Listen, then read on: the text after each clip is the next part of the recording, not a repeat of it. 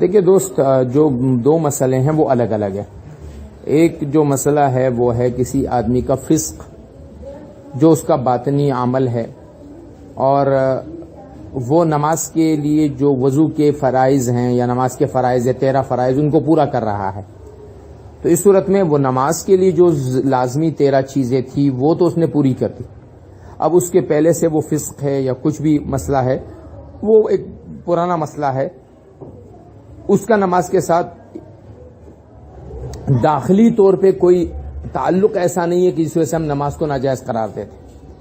لیکن جو آدمی موضوع پہ مسح کر رہا ہے تو ہمارے مسلک اور ہمارے اعتبار سے، بلکہ چاروں ائمہ کے اعتبار سے، وہ آدمی چاروں ائمہ کے اعتبار سے وہ آدمی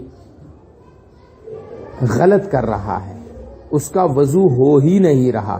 لہذا نماز کے لیے جو بنیادی شرط ہے وضو، وہ اسی کو ہی پورا نہیں کر رہا.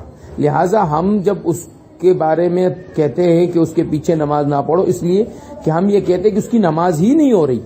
فاسق اگر اپنی نماز پڑھے گا تو اس کی اپنی نماز تو ہو جائے گی، لیکن یہ جو موضوع پر مسح کرنے والا ہے اس کی اپنی نماز بھی نہیں ہوگی. لہذا جب اس کی اپنی نماز نہیں ہو رہی ہے تو اس کے پیچھے بھی نماز پڑھنا جائز نہیں ہے.